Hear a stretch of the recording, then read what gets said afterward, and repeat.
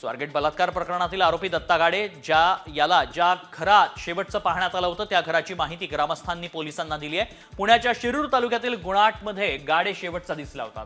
या घरात गाडे पाणी प्यायला आणि तिथून निघून गेल्याचं ग्रामस्थांनी सांगितलं।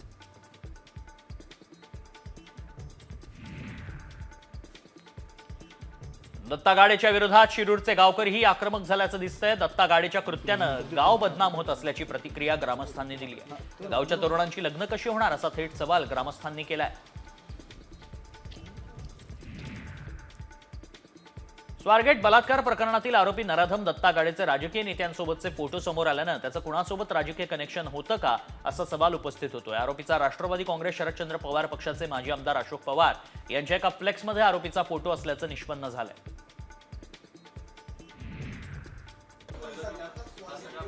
पुण्यातील स्वारगेट बसमध्ये अत्याचाराची घटना घडल्यानंतर महामंडळाला सुरक्षेबाबत अखेर जाग आली आहे। एसटी बस आणि एसटी आगाराच्या सुरक्षेबाबत परिवहन मंत्री प्रताप सरनाईक यांनी महामंडळाला निर्देश दिले।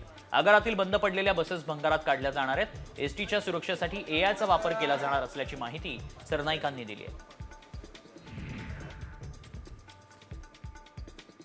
स्वारगेट स्थानकावर गर्भवती मातांसाठी असलेला हिरकणी कक्षही बंदच असल्याचं समजतंय। सार्वजनिक जागेत तान्ह्या मुलांना स्तनपान करण्यासाठी या कक्षाची सुविधा शासनाने केली, मात्र हे कक्ष बंद आहेत, धूळ खात पडलेत।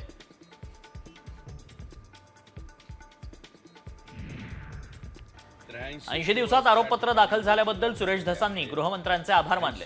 बीड सरपंच हत्या प्रकरण खंडणी आणि अॅट्रॉसिटी प्रकरणातील दोषारोपपत्र न्यायालयात दाखल करण्यात आलं। आता आरोपींना जामीन देखील मागता येणार नाही, त्यामुळे हे चांगलं काम झालं असं म्हणत धसांनी आभार मानले। 80 दिवसामध्ये हे सामच्या बातमीची मुंबईतील कुर्ला येथील पासपोर्ट व्हिसा ऑफिसकडून दखल घेण्यात आली आहे। मरणाच्या दारात असलेल्या मुलीला भेटण्यासाठी व्हिसा मिळत नाही ही बातमी ही सामने दाखवली होती। 14 फेब्रुवारी 2024 रोजी अमेरिकेत सातारा जिल्ह्यातील उंब्रज गावच्या नीलम शिंदे या 35 वर्षीय विद्यार्थिनीचा अपघात झालाय। तिला पाहण्यासाठी आईवडिलांची धडपड सुरू आहे। ठाणे मनपाकडून दरवर्षी मोठ्या प्रमाणात मराठी भाषा दिन साजरा करण्यात येतो, मात्र यंदा कोणताही कार्यक्रम आयोजित करण्यात आला नाही। याचाच निषेध व्यक्त करत मनसेचे नेते अविनाश जाधव यांच्या नेतृत्वाखाली मराठी फलक हातात घेऊन निदर्शनं करण्यात आली। पुढील वर्षी योग्य कार्यक्रम झालेच पाहिजेत अशी मागणी देखील यावेळी करण्यात आली।